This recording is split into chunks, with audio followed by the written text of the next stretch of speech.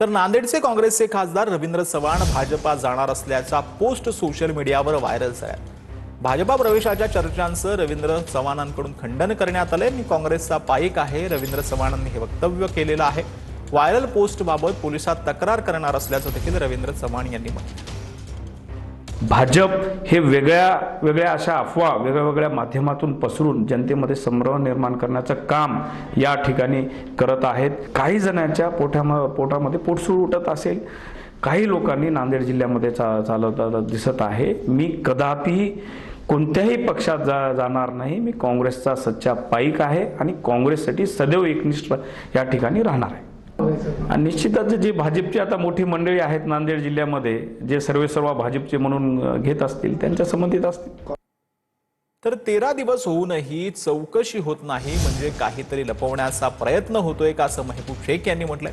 अजित पवारांच्या विमान अपघाताच्या चौकशीवरून महबूब शेख यांच्याकडून सवाल उपस्थित करण्यात आले। अजितदादांचा अपघात की घात हा संपूर्ण महाराष्ट्राला पडलेला प्रश्न आहे, असं देखील महबूब शेख यांनी म्हटलं।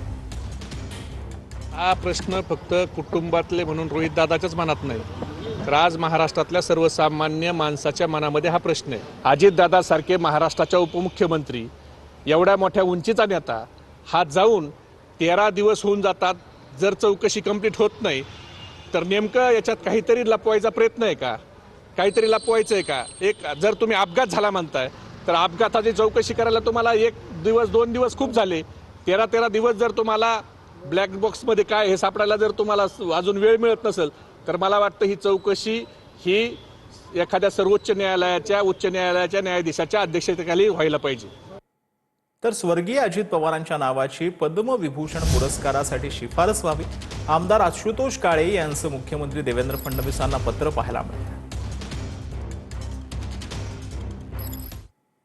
तर ठाकरेंच्या शिवसेनेचे आमदार सुनील प्रभूंनी मुख्यमंत्री फडणवीसांची भेट घेतली। मवियाच्या काळात सुरू झालेल्या शिवभोजन थाळीच्या प्रश्नावर चर्चा करण्यासाठी त्यांनी भेट घेतली। शिवभोजन थाळीच्या चालकाचे पैसे वेळेत दिले जात नाहीत असा आरोप सुनील प्रभूंनी केलेला आहे। हे पैसे वेळेत द्यावेत अशी विनंती फडणवीस आणि भुजबळांकडे सुनील प्रभू यांनी केली। शिवभोजनाच्या संबंधी माननीय मुख्यमंत्र्यांशी मी आता बोललो।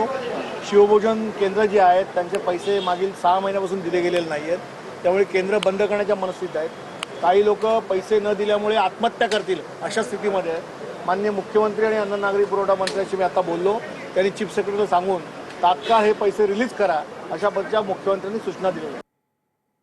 तर पुरंदर विमानतळाच्या भूसंपादनासाठी 6000 कोटींचं कर्ज घेण्यास मान्यता देण्यात आली आहे। 6000 कोटींचं कर्ज घेण्यास मंत्रिमंडळ बैठकीमध्ये मान्यता देण्यात आलेली आहे। विमानतळासाठी आवश्यक भूसंपादन वेगानं व्हावं यासाठी मंत्रिमंडळ बैठकीमध्ये निर्णय घेण्यात आला। तर अविश्वास प्रस्तावावर मतदान होत नाही तोपर्यंत ओम बिर्ला अध्यक्षांच्या खुर्चीवर बसणार नाही आहेत। लोकसभा अध्यक्ष ओम बिर्ला यांचा हा मोठा निर्णय पाहायला मिळतो। लोकसभा अध्यक्ष ओम बिर्लांविरोधात काँग्रेससह विरोधी पक्षांनी अविश्वास प्रस्तावाची नोटीस दिलेली आहे। नोटीस दिल्यानंतर 14 दिवसांच्या आत प्रस्ताव सभागृहात मांडला जातो। या काळामध्ये ओम बिर्ला लोकसभेत येणार नाहीत अशी माहिती मिळते।